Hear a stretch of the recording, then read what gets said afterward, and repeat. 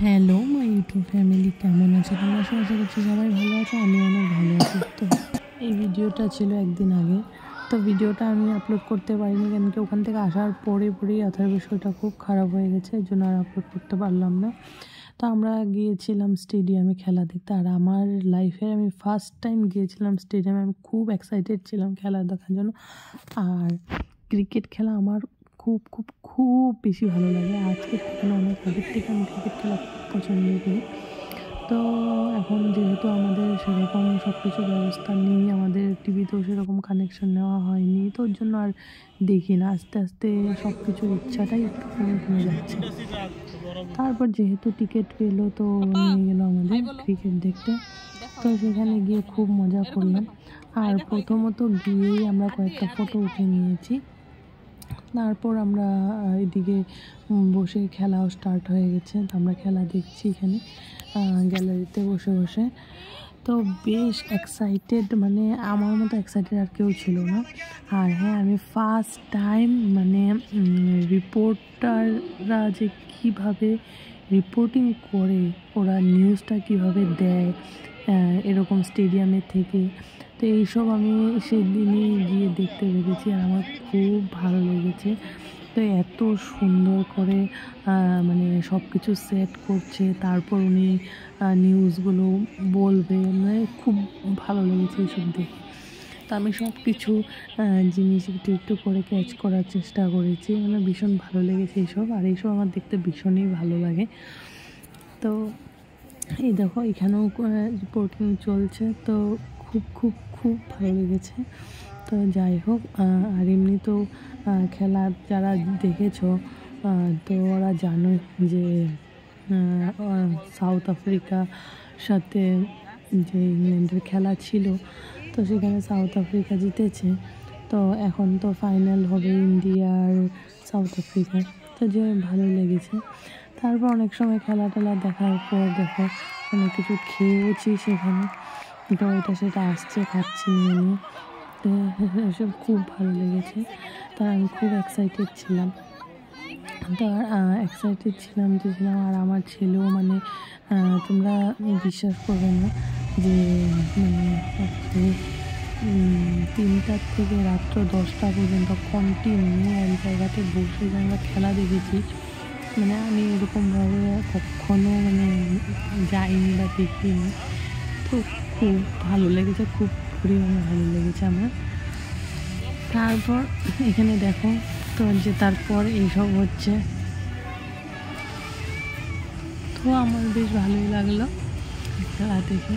তারপর ওখান থেকে আমরা চলে এসেছি বাড়িতে খেলা দেখে। এরপর আর আমরা ওয়েট করিনি, তো বাড়িতে এসে পড়েছি।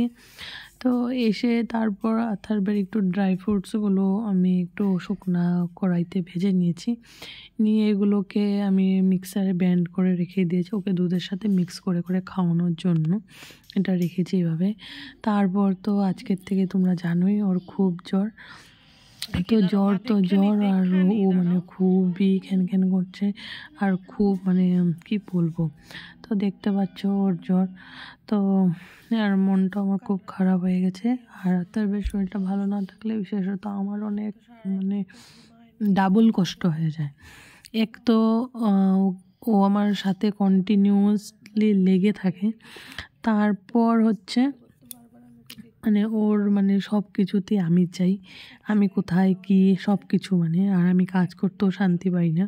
তো এই আর কি। তো আজকের দিনটা আমার বেশ খুব কষ্টই কাটছে। তারপর নিচে চলে গেলাম, নিচে চলে গিয়ে দেখো আমাদের সিঁড়ির সামনে যেই জায়গাটা ওয়ালটা ছিল, এটা ফাঁকা ছিল যে জায়গাটা, এই জায়গাটাতে আজকে ওয়াল উঠে গেছে, আর এই জায়গাটা ঢালাই চলছে। তো এটা গতকাল ঢালাইটা করেছে ওরা, তো সুন্দর করে ঢালাইটা করে দিয়েছে। আর এখানে আরও মশলা করছে, এটা মানে দিবে, এই জায়গাটা ঢালাই করবে ওর জন্য। আর ওই দিকটা দেখছোই ড্রেনটা পাকা হচ্ছে। আর এদিকে আমাকে দাঁড়িয়ে দাঁড়িয়ে বলছে, আর আমি ওকে বলছি তাহলে আজকে আমরা কোথার থেকে আসা যাওয়াটা, কোন দিক দিয়ে আসা যাওয়াটা করব, কী কথা, এগুলো সব জিজ্ঞাসা করছিলাম।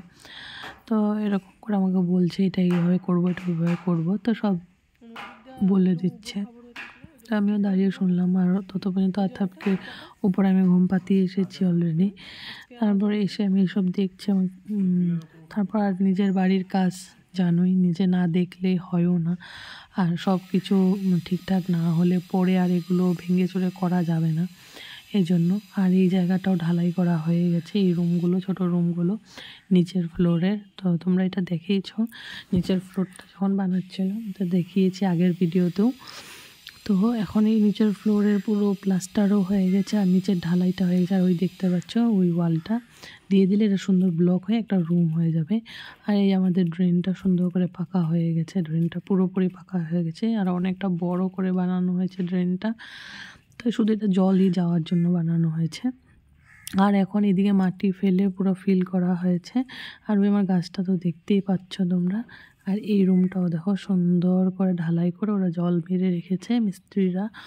তো যাই হোক, কাজগুলো বেশ ভালোভাবেই হচ্ছে। আর এই মিস্ত্রিগুলো খুব ভালো করে কাজ করছে, আর খুব মানে তাড়াহুড়ো করছে না, মানে খুব সুন্দরভাবে কাজগুলো করছে সিস্টেমেটিকভাবে। আগেরগুলো এদিকে একটা করে ওদিকে একটা করে এইভাবে করছিল। তো যাই হোক বন্ধুরা, আজকের ব্লগটা এতটুকুই, আর পেছিয়ে শ্যুট করতে পারিনি। তো আজকের জন্য টাটা, সবাই ভালো থাকবে, সুস্থ থাকবে, দেখা হচ্ছে পরের ব্লগে, বাই।